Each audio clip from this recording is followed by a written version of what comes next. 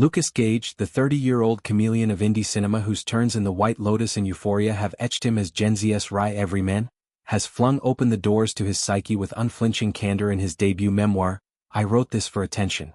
Diagnosed with borderline personality disorder, BPD, Gage doesn't just disclose. He dissects the shame that shrouded his struggles for years, transforming personal tumult into a clarion call for destigmatization. In interviews that pulse with raw revelation, he recounts a teenage odyssey of mislabels, depression, anxiety, bipolar, until BPD's mosaic of emotional volatility clicked into focus. For so long, I didn't have the words for it, he confided to them, his voice a bridge from isolation to illumination.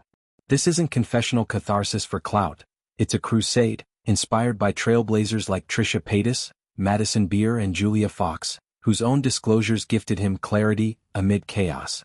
As his whirlwind 2023 marriage to hairstylist Chris Appleton unraveled in 2024, Gage's narrative intertwines mental mazes with marital missteps, urging a world weary of whispers to embrace the whole, messy self. Gage's memoir, slated for October 14th shelves, arrives as lightning rod and lifeline, its pages a palimpsest of pain peeled back. BPD, that tempest of intense emotions, unstable relationships and identity flux, shadowed his youth like an uninvited specter, mood swings masquerading as madness, attachments alternating abandon and absorption. I want there to be a conversation that's not stigmatized and it doesn't feel like this dirty little secret that you have to have, he asserted, defiance dancing in his declaration. Team trepidation be damned, advisors urged omission, fearing career crucifixion. He chose exposure, equating mental veils to sexuality's closet. The two hardest things for me to talk about were the shame associated with my sexuality and the shame associated with my mental health stuff, he told Variety, the parallel a poignant punch. I hated how small I felt. I'm not going to hold back anymore, I'm not going to be apologetic for who I am. It's a gauntlet thrown, BPD not as blemish but badge. Some parts are a pain in my ass but some parts one love and are really great, and I don't think that there's something inherently wrong with me. Appleton's echo amplifies the anthem. Their Vegas-vowed union, sundered 6 months later, faced tabloid tempests, yet Chris champions leading with an open heart. We shame people too much.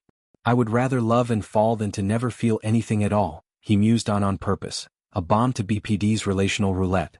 Gage's journey from Euphoria's manic Maddie ally to White Lotus's sly side-eye mirrors this. Roles rife with relational ricochet, now informed by intimate insight. Gage's gospel ripples through celebrity confessions, a constellation combating concealment. Penn Badgley, Gossip Girl's brooding air, unpacked body dysmorphia's child star stranglehold. I know that I hated my body, simply wanted a different one. Post-divorce way to trigger, he thrust into fame's forge. The more conventionally beautiful I seemed, the more successful I might be, yet spirituality sustained, that allowed me to persevere, with hopefully some kind of inner transformation. Eliza Coop, Scrub's sardonic surgeon, rechristened eating disorder as my life, food her fix. I did crazy ST with it, overexercise and a sprinkle of bulimia. At 23, sugar severed, sobriety seized, yoga her best Ritalin. I'm an actress with body image issues, that's real. But I'm trying to heal, naturally.